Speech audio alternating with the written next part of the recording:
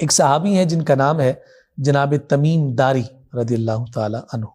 ان کا جو بیسیکلی تعلق تھا وہ فلسطین سے تھا. حضور کی خدمت میں حاضر ہوئے، کلمہ پڑھا، مسلمان ہو گئے. تجارت کیا کرتے تھے، کبھی مسجد نبوی میں ہوتے، کبھی فلسطین ہوتے. آپ تجارت کی غرض سے فلسطین گئے. وہاں بازار میں انہیں کچھ خوبصورت فانوس نظر آئے کہ جو چھت کی جانب سے لٹکے ہوئے تھے.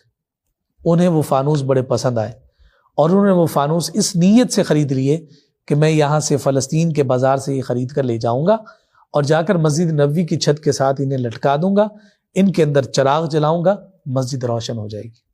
اس نیت کے ساتھ جناب تمیم داری نے وہ فانوس خریدے، وہ چراغ خریدے اور لے کر مدینہ المنورہ آ گئے. جب مدینہ المنورہ پہنچے تو مغرب کا وقت ہونے والا تھا، تو آپ نے فوراً اپنے خادم کو حکم دیا کہ جلدی سے جاؤ اور جا کر ان فانوسوں کو مسجد میں لٹکا دو اور چراغ جلا کر ان کے اندر رکھ دو تاکہ مسجد روشن ہو جائے.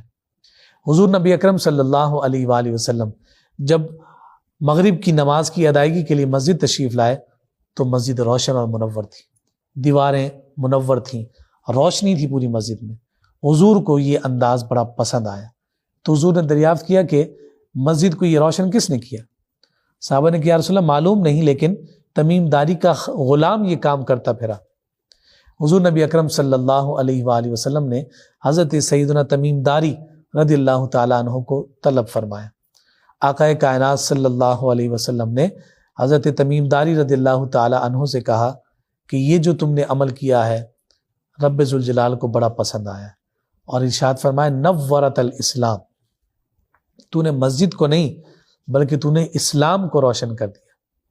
یہاں سے علماء نے یہ استدلال کیا ہے کہ جب مساجد روشن ہوتی ہیں، مساجد آباد ہوتی ہیں تو اس کے نتیجہ میں اسلام روشن ہوتا ہے اور اسلام آباد ہوتا ہے. اگر مساجد ویران ہو جائیں تو پھر ان مساجد کی ویرانی کے بعد گھروں میں بھی ویرانہ آ جاتا ہے. تو مساجد کا آباد کاری اور مساجد کی آبادی ہمارے گھروں کی آبادی کی ضامن ہے.